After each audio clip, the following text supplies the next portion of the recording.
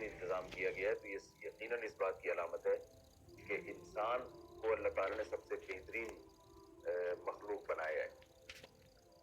आगे है सुम्मा रददनाहु अस्फल साफिलीन, फिर हमने उसको लौटा दिया निचलों में सबसे कमतर। इसकी दो तफसीरें की गई हैं। एक तो ये कि बदआमालियां इससे मुराद है, यानी इंसान को सबसे अच्छा बनाया था अल्लाह ताला ने, लेकिन इंसान जो बदआमालियां करता है, झूठ और जिना, शराब और शिर्क, और ये जो तहजीब से आरी हरकतें इख्तियार करता है, इसकी वजह से इंसान अशरफुल मखलूकात के बजाय असफलुल मखलूकात बन जाता है। यानी फिर जैसे कुरान में दूसरे मकाम पर आया ना, उलाइका कल अनआमी बल हुम अज़ल, जो लोग अल्लाह को नहीं मानते और अल्लाह की मानते नहीं है, तो अल्लाह फरमाते हैं ये लोग चौपाए हैं, बल्कि इनसे भी बदतर।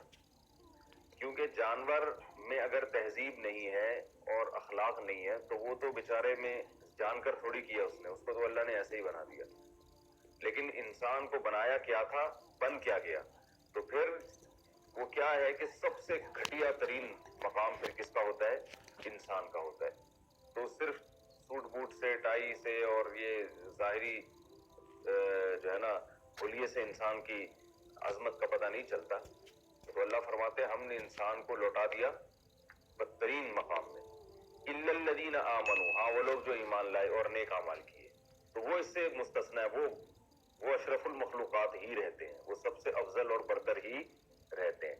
इल्लल्लज़ीना आमनू, वो लोग जो ईमान लाए, व अमिलुस सालिहाती, और नेक अमाल किए।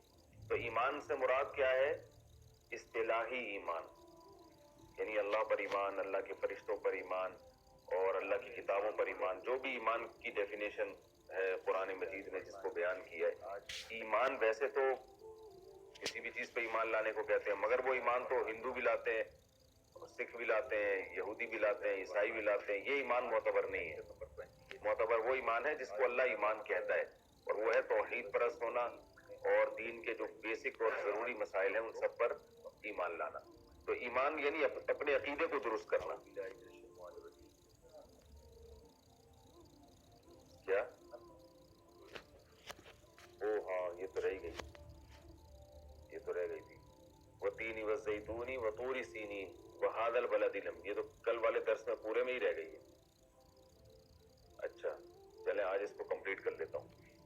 वतीनी वज़ैतूनी वतूरी सीनीन वहादल बलदिल अमीन, ये तूरे सीनीन का लफ्ज तो कल के दर्स में रह गया था।